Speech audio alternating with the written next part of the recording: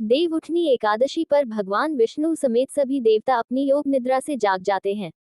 इस दिन व्रत रखने का खास महत्व होता है। व्रत की विधि, नियम और कथा। हर साल ये पर्व कार्तिक मास के शुक्ल पक्ष की एकादशी को मनाया जाता है। देवउठनी एकादशी को देव प्रबोधिनी एकादशी भी कहा जाता है। हर साल ये पर्व कार्तिक मास के शुक्ल पक्ष की एकादशी को मनाया जाता है। इस तिथि पर भगवान विष्णु, माता लक्ष्मी और तुलसी की पूजा का विधान है। कई जगहों पर इस दिन तुलसी का विवाह शालिग्राम से कराने की परंपरा रही है। ये तिथि देवों के जागने की होती है, जिसका इसे देवोत्थान एकादशी भी कहा जाता है। इस दिन व्रत रखने का खास महत्व होता है। जानिए व्रत की विधि, नियम और कथा। देवउठनी एकादशी व्रत के नियम। इस दिन निर्जल या केवल जलीय पदार्थों का सेवन करते हुए उपवास रखा जाता है। इस व्रत में भगवान विष्णु या अपने इष्ट देव की उपासना की जाती है। इस दिन तामसिक आहार, प्याज, लहसुन, मांस, मदिरा, बासी भोजन न लें। देवउठनी एकादशी पूजा विधि। इस दिन सुबह सुबह उठकर स्नान कर स्वच्छ वस्त्र धारण कर लें। इसके बाद भगवान विष्णु का ध्यान करते हुए व्रत करने का संकल्प लें। घर की सफाई के बाद आंगन में भगवान विष्णु के चरणों की आकृति बना लें। इसके बाद एक ओखली में गेरू से भगवान हरि यानी विष्णु का चित्र बना लें। अब उस ओखली के पास मिठाई, फल, सिंघाड़े और ईख यानी गन्ना रखकर उसे डलिया से ढक दें। इस दिन रात के समय अपने पूजा स्थल और घर के बाहर दीपक जलाने चाहिए और घर के सभी सदस्यों को भगवान विष्णु समेत सभी देवी देवताओं का पूजन करना चाहिए। फिर शंख और घंटी बजाकर भगवान विष्णु को ये कहते हुए उठाएं, उठो देवा, बैठा देवा, अंगुरिया चटकाओ देवा, नई सूत, नई कपास, देव उठाए कार्तिक मास। भगवान विष्णु को जगाने का मंत्र, उत्तिष्ठ गोविंद त्यज निद्रा जगतपते, त्वयि सुप्ते जगन्नाथ जगत सुप्तम भवेदिदम्, उत्थिते चेष्टते सर्वमुत्तिष्ठोत्तिष्ठ माधव, गतामेघा व्यच्चैव निर्मलम निर्मलादिशः, शारदानि च पुष्पाणि गृहान् मम केशव। देवउठनी एकादशी की कथा। एक बार भगवान विष्णु से लक्ष्मी जी ने आग्रह के भाव में कहा, हे भगवान, आप दिन रात जागते हैं, लेकिन एक बार सोते हैं तो फिर लाखों करोड़ों वर्षों के लिए सो जाते हैं तथा उस समय समस्त चराचर का नाश भी कर डालते हैं, इसलिए आप नियम से विश्राम किया कीजिए। आपके ऐसा करने से मुझे भी कुछ समय आराम का मिलेगा। लक्ष्मी जी की बात भगवान को उचित लगी। उन्होंने कहा कि तुम ठीक कहती हो, मेरे जागने से सभी देवों और खासकर तुम्हें कष्ट होता है। तुम्हें मेरी सेवा से वक्त नहीं मिलता, इसलिए आज से मैं हर वर्ष 4 मास वर्षा ऋतु में शयन किया करूंगा। मेरी यह निद्रा अल्प निद्रा और प्रलयकालीन महानिद्रा कहलाएगी। यह मेरी अल्प निद्रा मेरे भक्तों के लिए परम मंगलकारी रहेगी। इस दौरान जो भी भक्त मेरे शयन की भावना कर मेरी सेवा करेंगे, मैं उनके घर तुम्हारे समेत निवास करूंगा। देवउठनी एकादशी की पौराणिक व्रत कथा। एक राजा के राज्य में सभी लोग एकादशी का व्रत रखते थे। प्रजा तथा नौकर चाकरों से लेकर पशुओं तक को एकादशी के दिन अन्न नहीं दिया जाता था।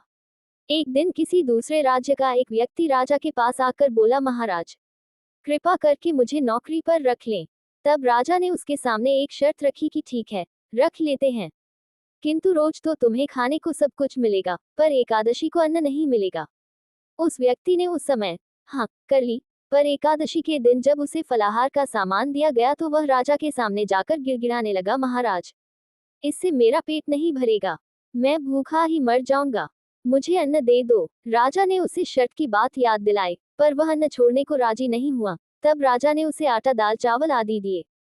वह नित्य की तरह नदी पर पहुंचा और स्नान कर भोजन पकाने लगा।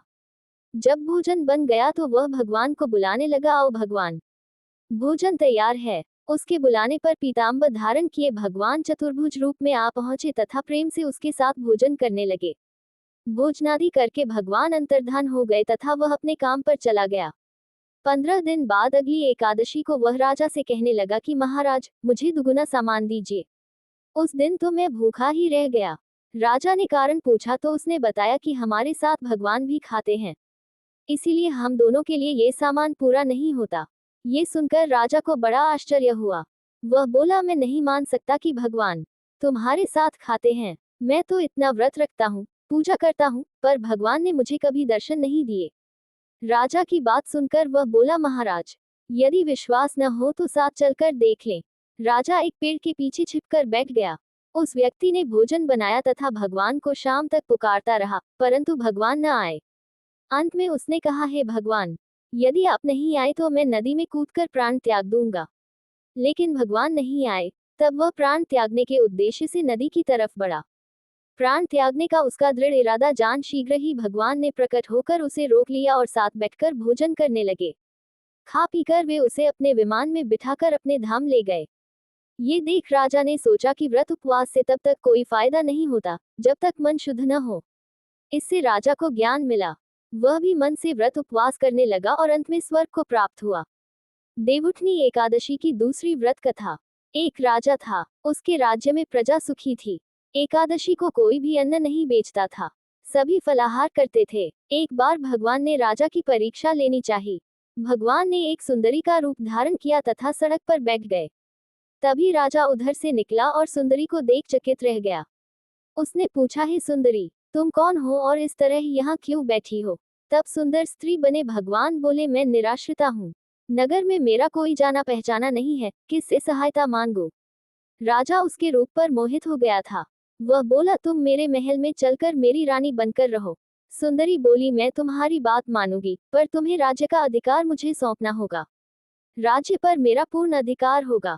मैं जो भी बनाऊंगी तुम्हें खाना होगा। राजा उसके रूप पर मोहित था, अतः उसने उसकी सभी शर्तें स्वीकार कर ली। अगले दिन एकादशी थी। रानी ने हुक्म दिया कि बाजारों में अन्य दिनों की तरह अन्न बेचा जाए। उसने घर में मांस मछली आदि पकवाए तथा परोसकर राजा से खाने के लिए कहा। ये देखकर राजा बोला, रानी, आज एकादशी है, मैं तो केवल फलाहार ही करूंगा। तब रानी ने शर्त की याद दिलाए और बोली, या तो खाना खाओ, नहीं तो मैं बड़े राजकुमार का सिर काट लूंगी। राजा ने अपनी स्थिति बड़ी रानी से कही तो बड़ी रानी बोली, महाराज, धर्म न छोड़े, बड़े राजकुमार का सिर दे दें। पुत्र तो फिर मिल जाएगा, पर धर्म नहीं मिलेगा। इसी दौरान बड़ा राजकुमार खेलकर आ गया। माँ की आंखों में आंसू देखकर वह रोने का कारण पूछने लगा तो माँ ने उसे सारी वस्तुस्थिति बता दी। तब वह बोला, मैं सिर देने के लिए तैयार हूँ। पिताजी के धर्म की रक्षा होगी, जरूर होगी। राजा दुखी मन से राजकुमार का सिर देने को तैयार हुआ तो रानी के रूप से भगवान विष्णु ने प्रकट होकर असली बात बताई। राजन, तुम इस कठिन परीक्षा में पास हुए। भगवान ने प्रसन्न मन से राजा से वर मांगने को कहा तो राजा बोला, आपका दिया सब कुछ है, हमारा उद्धार करें। उसी समय वहां एक विमान उतरा। राजा ने अपना राज्य पुत्र को सौंप दिया और विमान में बैठकर परम धाम को चला गया।